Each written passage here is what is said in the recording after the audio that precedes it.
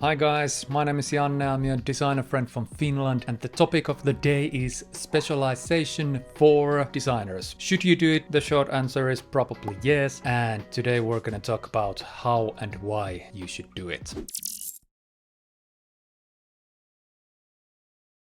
This is the thing I struggle with myself too, so in a way this is a therapy session for me. Hopefully you will get something out of this too. Oh yeah, and the timestamps are in the description as always. Feel free to use them and let's get started. So if you're anything like me, you have probably seen someone like Chris Do talk about specialization, and the main idea is that you are solving the same problem over and over again. That way you will be able to provide better service, your work will be easier, you might be able to charge premium, and of course the selling of your service will be easier too.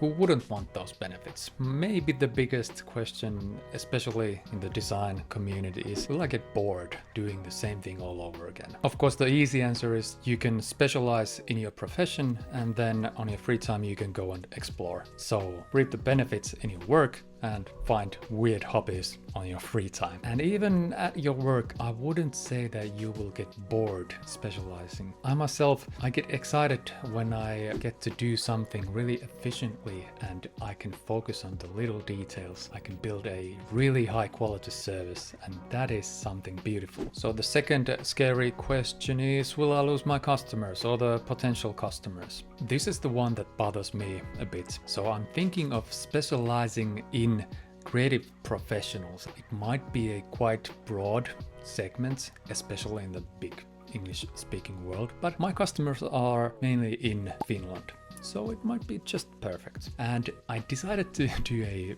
thorough research, meaning that I asked ChatGPT what kind of list would it get or give to me of professions under the label of creative professionals. And boy, it was a long list. A realized niche that I thought was narrow wasn't narrow at all. So in theory, you can go to narrow, but in practice, that's quite unlikely, especially if you are dealing with this international space. Okay, moving on to the how. So how should you, or in what way should you specialize? So I listened to this book called Business of Expertise by David Baker, and Mr. Baker explains that you can specialize in two ways, the horizontal way and the vertical way. I get these mixed up all the time, so I will just talk about services and industries. Firstly, you can specialize by providing a really specific service. For example, you're a logo designer, you can specialize on word types, really certain style of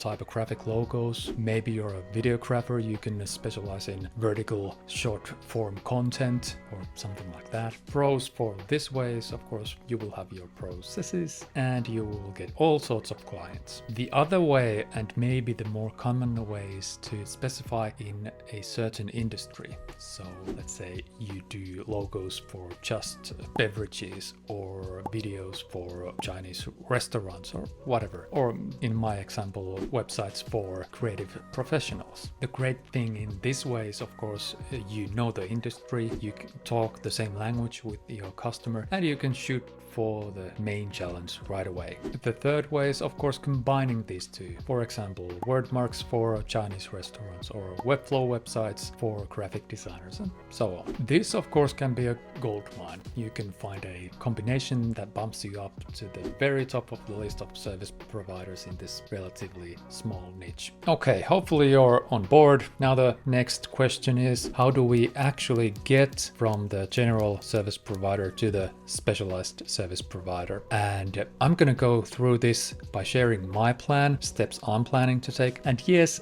this is just a plan. As I said, I struggled with this myself, but hopefully at some point I will be able to tell you how the plan worked. Firstly, there needs to be a decision. What is your niche? For me, I'm probably going to go with something like I make beautiful and converting websites for creative professionals. It might change a bit on the process, but that's what we will start with. Secondly, I need to clean my website and portfolio.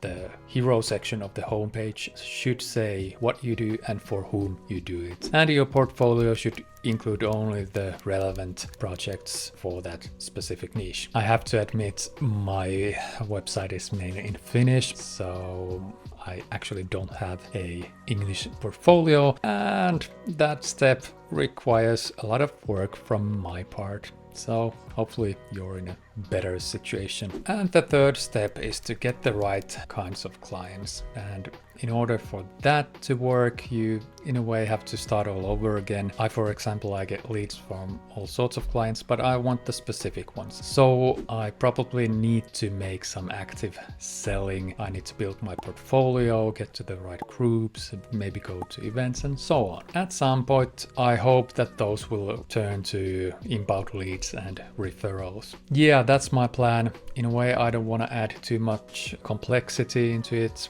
because things change and you never know what will happen. But we'll see how it works. Actually, that's all for today. If you have thoughts, leave them in the comments and see you in the next one.